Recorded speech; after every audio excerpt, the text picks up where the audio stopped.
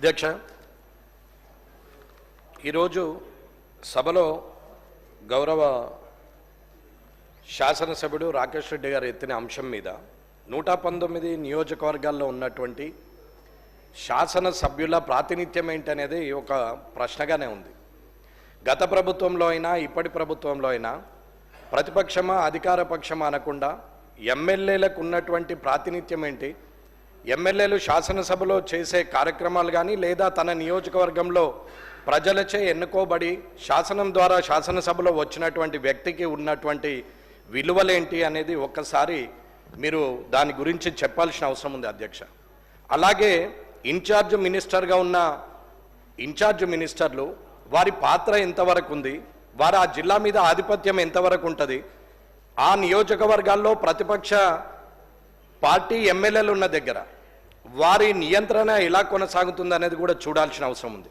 Incharge minister అనే వారు GO ప్రకారంగా శాసనం ద్వారా నిర్మితమైనటువంటి వ్యక్తుల లేకపోతే పార్టీ ప్రభుత్వ పరంగా వారు ఇన్ఛార్జ్ మినిస్టర్లను పెట్టి ప్రతిపక్ష ఎమ్మెల్యేలను నియంత్రించే పరిస్థితి కోసం ఏర్పాటు చేసిందా అనేది మీరు తెలియజేయాల్సింది ఉంది అధ్యక్ష.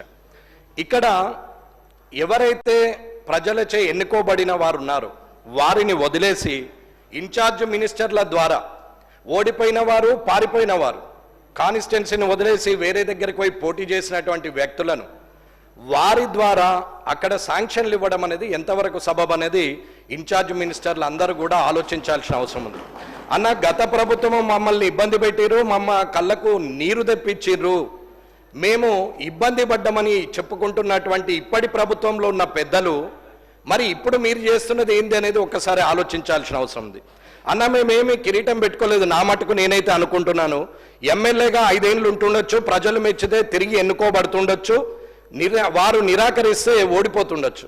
కానీ ఎమ్మెల్యే అనే పదవికి మీరు గౌరవం ఇయ్యనంత వరకు మీకు మీరు తిట్టుకున్నట్టే, మీరు కూడా ఒక శాసనసభ్యులుగా ఉన్నారు కాబట్టి మీరు కూడా మీరు తిట్టుకున్నట్టే తప్ప నన్ను అవమానించినట్టు నేనైతే భావిస్తలేను. ఇక్కడ వెంకటరమణారెడ్డి కామారెడ్డి శాసనసభ్యుడు అనే బదులు కామారెడ్డి శాసనసభ్యుడు వెంకటరమణారెడ్డిగానే గుర్తింపు ఉంటుంది తప్ప శాసనసభ్యుడిగా ఎప్పుడు ఉంటారు కానీ పేర్లు మారుతూ ఉంటాయి, ఎవరో ఒకరు శాసనసభ్యులు అవుతారు. కానీ ఇవాళ నేను కనీసం 84 ప్రశ్నలు ఈ శాసనసభలో ఇక్కడ నేను ప్రశ్నలు ఇవ్వడం జరిగింది. దానికి సుమారు 8 మట్టుకే నాకు రిప్లై ఇవ్వడం జరిగింది. అంటే 84లో 8 పోతే 76 ప్రశ్నలకు ఇప్పటికీ సమాధానం రాలేదు. ఇది శాసనసభ పరిస్థితి. ఇది ఎమ్మెల్యేగా నేను ఇచ్చినాను కాబట్టి నాకున్నటువంటి మర్యాదను ఏ రకంగా నేను స్వీకరించాలో మీరే తెలియజేయాల. ఇకపోతే రైట్ ఇన్ఫర్మేషన్ యాక్ట్ ప్రకారంగా మీరు ఇస్తలేరని చెప్పి నేను రైట్ ఇన్ఫర్మేషన్ యాక్ట్లో సుమారు 86 ప్రశ్నలు ఇస్తే ఒక్కొక్క ప్రశ్నకు ఒక్కొక్క విధంగా ఇచ్చారు. ఎగ్జాంపుల్ హెల్త్ డిపార్ట్మెంట్ను తీసుకుందాం. రైట్ ఇన్ఫర్మేషన్ యాక్ట్లో ఇస్తే ఇక్కడ మంత్రి గారు ఉంటే శాసనసభ వ్యవహారాల మంత్రి గారు అయితే చూస్తున్నారు కాబట్టి చెప్తున్నాను, ఇక్కడున్న అందరు మంత్రులు కూడా గమనించాల్సిన అవసరం ఉంది, తోటి శాసనసభ్యులు కూడా గమనించాల్సిన అవసరం ఉంది. ఈ పరిస్థితి రేపు మీకు రావచ్చు, నాకు రావచ్చు, పక్కనున్న వారికి రావచ్చు, ఎవరికైనా రావచ్చు. కానీ ఆ పరిస్థితి వచ్చినప్పుడు బాధపడే కన్నా ఇటువంటి ప్రాక్టీస్ను మానేయడం మంచిదని అంటున్నాం. ఆర్టీఐ కింద ఇచ్చినటువంటి హెల్త్ డిపార్ట్మెంట్కి ఇస్తే హెల్త్ డిపార్ట్మెంట్ వాళ్ళు పిఐఓ ఎవరైతే పబ్లిక్ ఇన్ఫర్మేషన్ ఆఫీసర్ ఉంటాడో, ఓహో ఇటువంటి చాలా చూసినాం, ఇది అయ్యేదా పోయేదా అని మాట్లాడినటువంటి హెల్త్ డిపార్ట్మెంటు ఎడ్యుకేషన్ డిపార్ట్మెంట్ ఉన్న ముఖ్యమైన డిపార్ట్మెంట్లు ఇవాళ మాట్లాడుతున్నటువంటి మాటలు, ఇది స్వయంగా నా లెటర్ అక్కడ ఇస్తుంటే మాట్లాడినటువంటి మాటలు నేను పేర్లు ఉద్యోగస్తుడు డిసిగ్నేషన్తో సహా చెప్పగలుగుతానని చెప్తున్నాం. ఇది మంచి పద్ధతి కాదు అధికారులకు అని చెప్తున్నాం. ఎడ్యుకేషన్ డిపార్ట్మెంట్ని అడిగితే 86 క్వశ్చన్స్ ఇచ్చినటువంటి అన్ని డిపార్ట్మెంట్లు ఏదో ఒక రకమైన సమాధానము 6 జే ప్రకారంగా ఇస్తే 6(1) ప్రకారంగా ఇస్తే 2 జే ప్రకారంగా లేదని చెప్పి ఇప్పటి వరకు ఎడ్యుకేషన్ డిపార్ట్మెంటు ఇప్పటివరకు ఇవ్వలేదు. ఇది ఎమ్మెల్యేకు ప్రభుత్వం ద్వారా వస్తున్నటువంటి అధికారులు ఇస్తున్నటువంటి మర్యాద అని చెప్తున్నాం. ఇన్ఛార్జ్ మినిస్టర్లు ఇవల్ల అక్కడ ఓడిపోయిన వారి ద్వారా అక్కడ పార్టీ పరంగా మీరు ప్రొసీడింగ్లు ఇస్తా ఉంటే, మీ వాళ్ళు పోయి అక్కడ కొబ్బరికాయలు కొడతా ఉంటే ఇక్కడ ఉన్నటువంటి గెలిచిన ఎమ్మెల్యేలు ఏం చేయాలనేది ప్రజలు గమనిస్తారు. కాబట్టి ఈ శాసనసభ ద్వారా చెప్తున్నాం. అన్నా మేమేమి పోలీస్ ప్రోటోకాల్ కావాలని అడగట్లేదు, మేము పోగానే అధికారులు మాకు ఎదురు రావాలని అడగట్లేదు. భయం అన్నా, ఇది నిజం. 0 అవర్లో మాట్లాడకపోతే నేను మాట్లాడేది ఒక్కటే అన్న అధ్యక్ష, ఒకటే మాట నేను మాట్లాడేది నిజం. నేను మాట్లాడాలనుకుంటే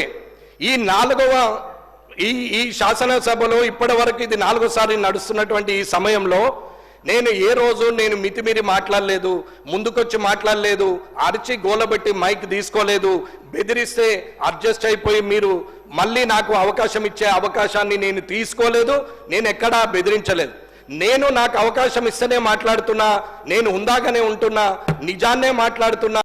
మీరు మంచి చేస్తే మంచి అని చెప్పినాము.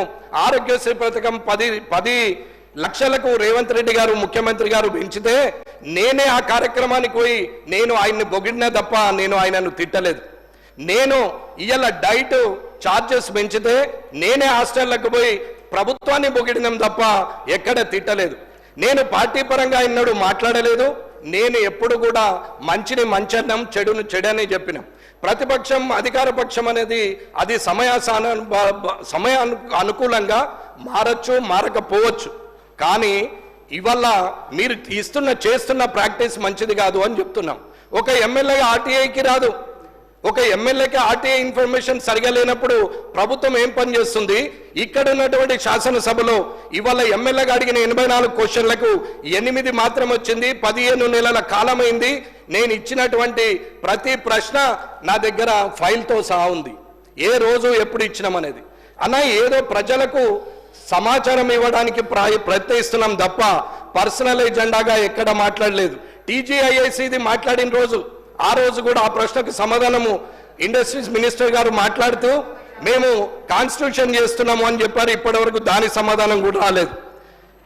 ఒకటే అడుగుతున్నామన్నా, నాలాగానే ఉండి గౌరవంగా ఉండాలా, శాసనసభలో ఉందాగా ఉండాలని కోరుకొని వచ్చినటువంటి వ్యక్తిగా మాట్లాడలేకనో, చేతగాకనో, అసందర్భ ప్రేలాపనలు పేయరాకనో, నాకేం అన్పార్లమెంటరీ వార్డు రాకనో, నేను మాట్లాడలేక చేతగాకనో కాదు.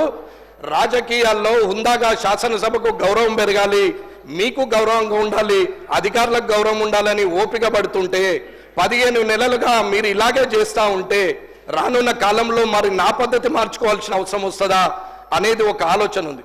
కాబట్టి దయచేసి తొందరగా అన్ని డిపార్ట్మెంట్ల నుంచి రైట్ ఇన్ఫర్మేషన్ యాక్ట్లో రావాలా. అవి ఏవి కూడా ప్రశ్నలకు సమాధానం చెప్పలేని స్థితిలో ప్రభుత్వము శాసనసభ ఉంది అంటే అది మీకే సిగ్గుచేటు, నాకు సభ్యుడిగా కూడా నాకు కూడా సిగ్గుచేటనే మాట్లాడుతున్నాం. కాబట్టి ఇవాళ ప్రభుత్వం నిజంగా ధైర్యంగా ఉండి చేస్తున్నది నిజమే అయినప్పుడు అడిగిన ప్రశ్నకు సమాధానం ఇవ్వాల్సిన అవసరము అధికారులకు ఉన్నది, అలాగే ప్రభుత్వానికి ఉన్నది అని చెప్తున్నా నేను.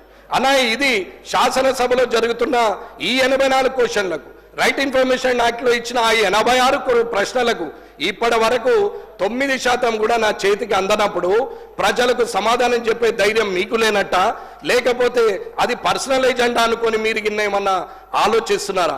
నేను నిజాయితీగా ఉండే వ్యక్తిని. మీరు పోయి కామారెడ్డి నియోజకవర్గంలో ఎవరిని అడిగినా నా గురించి అందరూ చెప్తారు. ఆఖరికి కాంగ్రెస్ పార్టీ వాళ్ళు, బీఆర్ఎస్ పార్టీ వాళ్ళు కూడా నా గురించి మంచి చెప్తారు తప్ప చెడు మాత్రం చెప్పరు. ఇది నాకున్నటువంటి క్యారెక్టర్ అని చెప్తున్నాం. కాబట్టి ఈ మర్యాద మీరు ఎలా తీస్తారు, మీరు ఎలా ఇవ్వగలుగుతారో అధ్యక్షుల ద్వారా నేను ప్రభుత్వాన్ని కోరుతున్నాం. ప్రొటెక్షన్ గురించి అడగట్లేదు, పోలీస్ ప్రోటోకాల్ అడగట్లేదు. కానీ పనుల విషయంలో అక్కడున్నటువంటి ప్రజల చేత ఎన్నుకోబడిన వ్యక్తి ఇచ్చినటువంటి ఏవైతే పనులు ఉంటాయో అవి శాంక్షన్ ఇన్ఛార్జ్ మినిస్టర్ గారు చేయాలి. కానీ అసలే మొత్తానికే పక్కన పెట్టి మేమేదో చేస్తామంటే రానున్న కాలంలో ఊరుకునేది లేదు. నేనైతే ఇది హెచ్చరికగా మాట్లాడట్లేదు, ప్రభుత్వాన్ని రిక్వెస్ట్ చేసి మాట్లాడుతున్నాము. మీరు తప్పు నిర్ణయం తీసుకుంటే మేము మాట్లాడాల్సిన పరిస్థితి కూడా వస్తుందని తెలియజేసుకుంటూ ముగిస్తున్నాం.